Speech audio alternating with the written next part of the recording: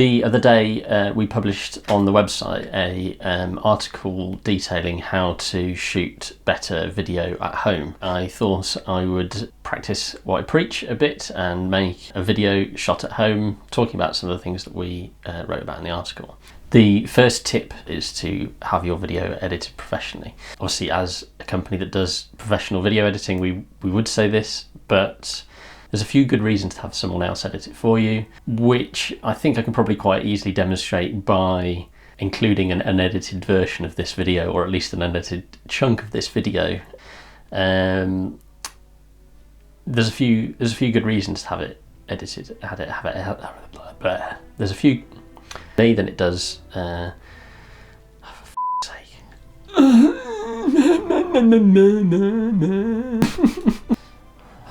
This is f***ing bullshit. I don't know what to say. What do I say at this bit?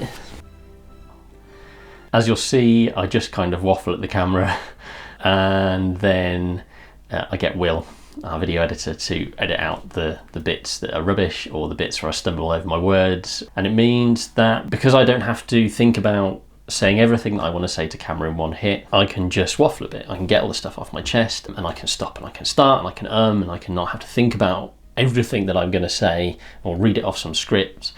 It can come across a lot more naturally. Whilst one of the sort of disadvantages of this type of editing with shooting a video with one camera, as I'm doing here, is that you get lots of jump cuts.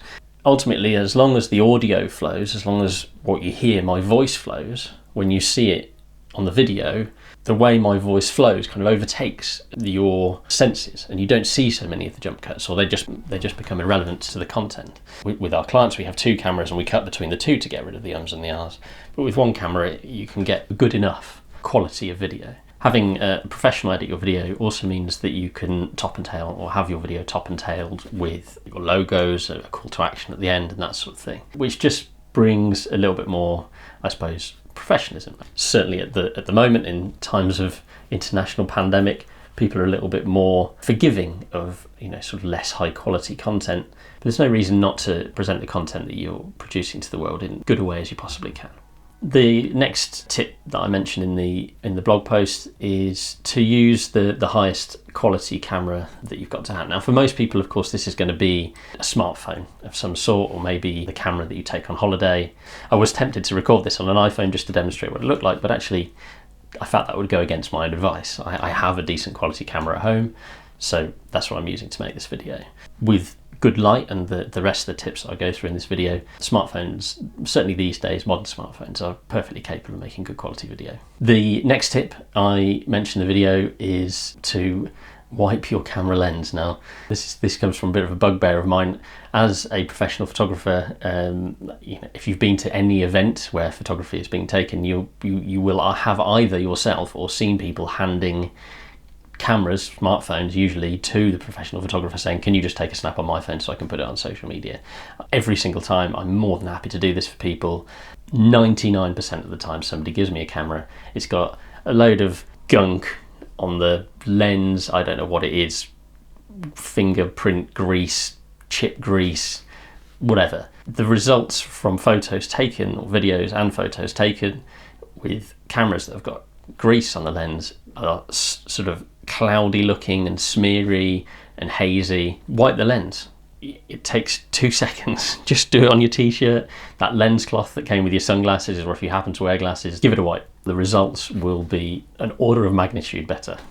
The next tip I want to talk to you a bit about is framing. Hopefully, as a photographer, this comes a little bit more easy to me than it might do to other people, but it's not hard. For something like this, position yourself relatively center of frame with your head at the upper part of the frame rather than at the bottom, your head and sort of torso included. A little bit more or less of this is fine. You don't want to be too far away from the camera. Equally, you don't want to be too close. You also want to have the camera at eye level. So the camera at the moment is positioned in front of me. It's about the height of my mouth in front of me. If you have it too high, so you're looking up at it, people think that that's a good thing to do. The sort of, this is what people do when they take selfies.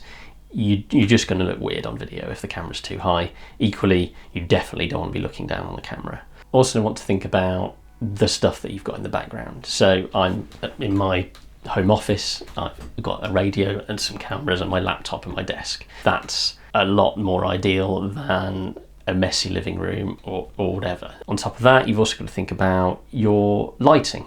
In here I have, as you can see, a light source, a window to my left, which is sort of lighting up most of the side of my face and some of the other side of my face. I've got a white door on my right here, which is reflecting a bit of light over as well.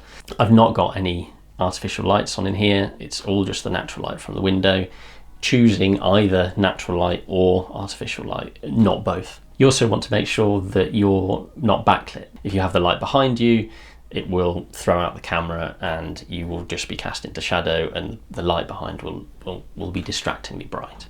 The next thing I want to talk to you about is sound. So obviously we have some fairly decent sound recording equipment. I have today just a cheap lav mic plugged into the side of the camera and clipped to my t-shirt. As I talk about in the article, you can get little microphones that plug into smartphones that increase the sound quality quite dramatically. If you don't have a microphone or don't have any desire to buy a microphone to plug into your camera, then it becomes all about the environment, how close you are to the camera and the space that you're filming within. So for example, it's a good idea to film in a smaller room that's reasonably well furnished. You'll find this creates a nicer quality of sound when compared to, say, for example, recording in a kitchen, which can sound quite echoey. It's also a good idea to close the window and make sure that TV in the next room is switched off. Any sounds that you can hear when you're recording the video, there's a reasonably good chance that those sounds will come through on the video. So the more closed off from any noise that you can make it sound, for the better. Another tip is to make sure your camera is held still. So either put it on a shelf or in some way wedge it on something so it doesn't move once you've pressed record. Better than that, ideally get yourself a tripod.